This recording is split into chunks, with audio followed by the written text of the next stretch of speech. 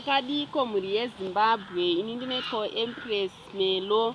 Ndauyawo pano kuzobatawo mukoma vangu vandinawo pano kuti vambotipawo zvishoma zvavainazvo. Mukoma wangu makadii?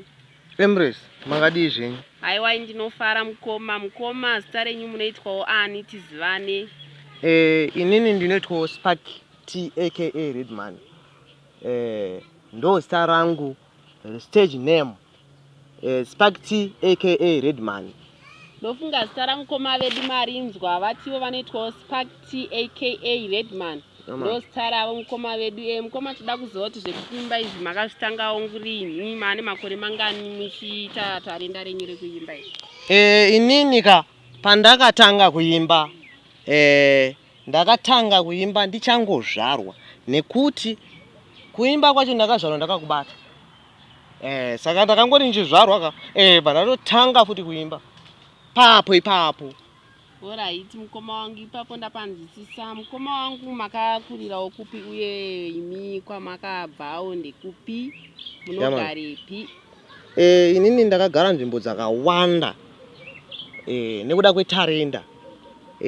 Asi kwandakanyanya kugara, ndakanyanya kugara kuMbare, kuHopley, Chitungwiza, Glenora neChinhoi. Yamani.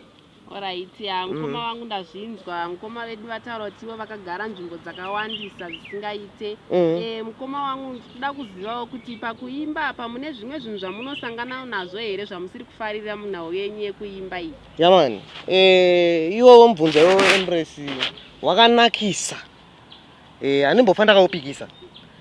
Ndofunga munoziva kuti word rinonzi sabotage ririko kwese, nyangwe kumapresidents, nyangwe kumaresidents, ririko kwese word iroro.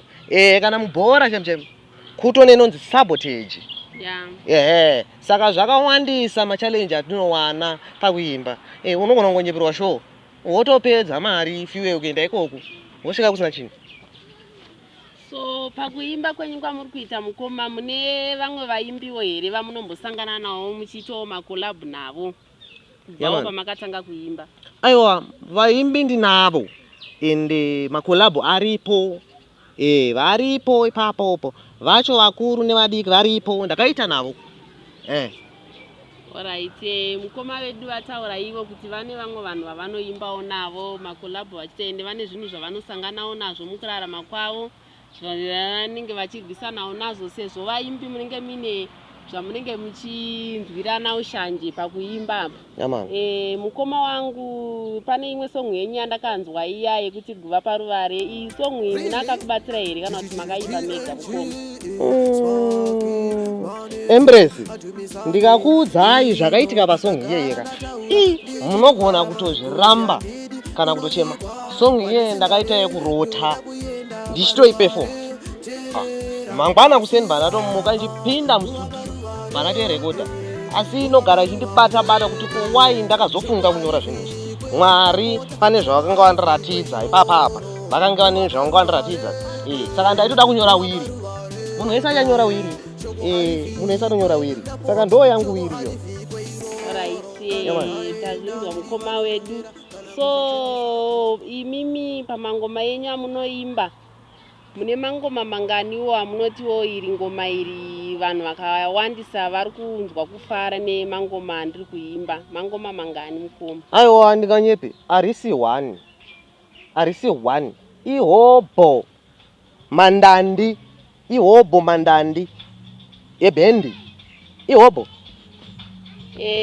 Mukoma wangu ndine vamwe masongo enyu andinombonzwa muchibuditsa. Masongo aya anondifadza zvekuti, but pamasongo aya yakanyanya kundibata ndeyekuti guva paruvare. Ndikati mukoma vanenge vanogona kuimba regai nimbosvikawo pavari. But vanhu vazhinji mukoma imimi vanoti imimi muri mufana waBloti. Ichokwadi here kuti naBloti imimi muri mukoma nemunin'ina? Yamani, imimi sekutaurawo kwamaita bhozi kana mutauro wamatoita mukutoratidza kuti mutone belief yekuti ichokwadi. Handiti? Saka kana zvakadaro ndini mufana wacho. Mukoma wedu tanzwa zvamataura uye muri yeZimbabwe mune zvishomawo here zvamuda kupawo kumhuri yeZimbabwe zvamuda kuvazivisawo zvavasiri kuziva? Yamani, muri yeZimbabwe ndinoti aiwa ndinotenda nesapoti yenyu, ndinotenda neGNG inosapota yamani. Asi pane zvimwe zvekutika imimika mafanzika mukashayika aiwa moyo unobayika. Mhuri yeZimbabwe inofunga mazvinzwira. Nhasi ndiri pano paJoza ndiri kubatana mukoma vangu ivo vanoitwa ivo A.K.A Redman Sparky T. Tiri pano paJoza pano.